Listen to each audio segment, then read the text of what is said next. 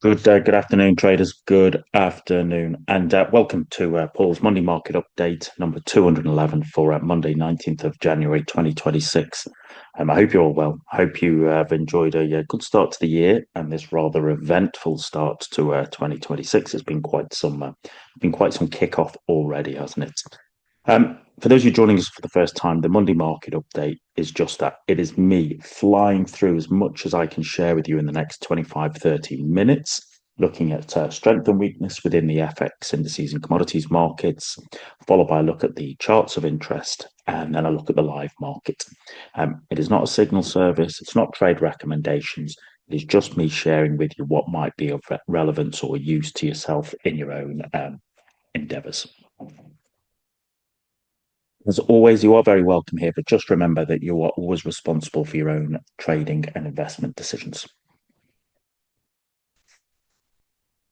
And for those of you who perhaps want a little bit more help or a little bit more insight and mentorship, there'll be a small group mentorship running starting next week, basically focused on trading FX and the swing positions. That'll be called the Dollar Edge, all right, which is probably quite apt based upon how the world is going at this particular moment.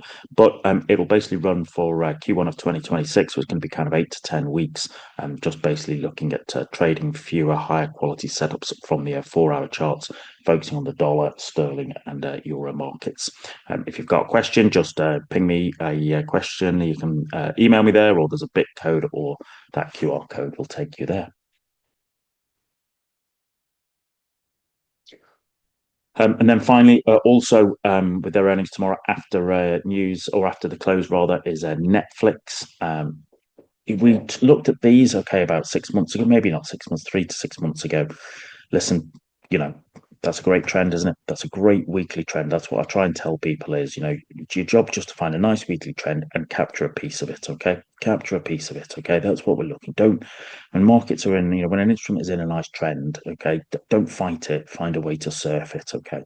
But we talked about it a while about how, it just accelerates its way through 100 up to 135. And once again, going parabolic, pulling away from the 20 and the 50. Once it starts to do that, I'm always kind of concerned about what happens.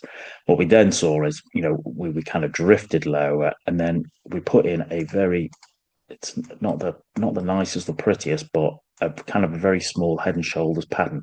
And what I was intrigued was that we start to flip the 20. We had the PO20 there, the 20, which had provided, great support on the way up, and suddenly flipped from being support to being resistance. And then we invariably kind of fell our way down in their last earnings.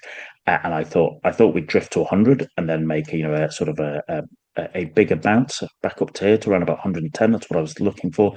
But actually, no, we continue. All right. We've continued lower there, right? And we're south of $90 now.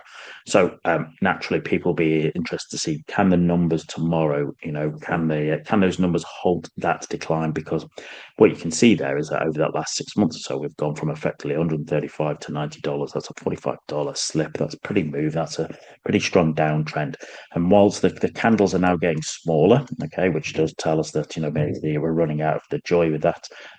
As I said, the numbers will be intriguing to see, where that takes us. So, once again, this will be one to watch this week to see how that particularly plays out.